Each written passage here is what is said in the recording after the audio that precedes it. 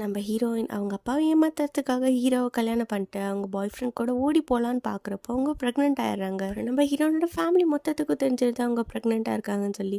கொஞ்சம் மாதம் கழிச்சு நம்ம ஹீரோனுக்கு குழந்தை பிறந்ததுக்கப்புறம் பழசெல்லாம் மறந்துட்டு நம்ம ஹீரோவும் ஜாலியாக விளாட்றாங்க. அது அவரோட சொந்த பையன் மாதிரி. நம்ம அகனோட ஃப்ரெண்டு தான் எல்லா உண்மையும் சொல்லிடுறாங்க.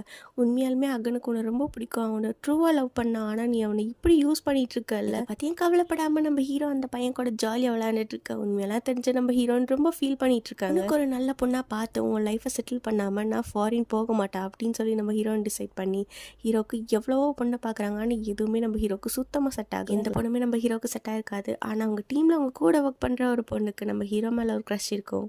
அந்த பொண்ணு வந்து இப்போ சொல்ல இந்த பக்கம் நம்ம ஹீரோனோட அப்பாவுக்கு நம்ம அகனும் ஹீரோனும் டிவோர்ஸ் பண்ண மேட்டர் தெரிஞ்சிருச்சு. ஹீரோ லைஃப்பை செட்டில் பண்ணிட்டோம், இப்போ நம்ம இந்த ஊரை விட்டு ஓடி போகலாம் அப்படின்னு சொல்லி நம்ம ஹீரோன் பேக் பண்ணிட்டு இருக்கா. அப்போ அவங்க அப்பா கால் பண்ணுறாங்க.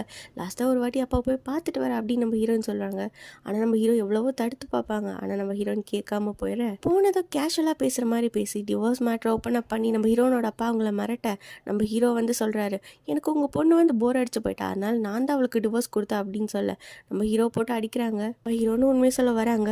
இது மட்டும் பாய் ஃப்ரெண்டோட குழந்தைன்னு தெரிஞ்சதுன்னா உங்கள் அப்பா அவங்க குழந்தைய கொன்றுவாங்க, ஸோ பேசாம அப்படின்னு சொல்ல எல்லா பழியும் நம்ம ஹீரோ எடுத்துக்கிறாரு. சீனில் நம்ம ஹீரோனால தாங்க முடியல, எல்லா உண்மையும் சொல்லிடுறாங்க. அதனால இப்போ அந்த குழந்தைய கொலை பண்ணலாம் அப்படின்னு சொல்லிட்டு அவர் எடுத்துகிட்டு போக அந்த டைமில் அவருக்கு ஹார்ட் அட்டாக் வந்துடுது. கட் பண்ண அடுத்த சீன் ஹாஸ்பிட்டலில் முடிச்சு பார்க்குறாங்க.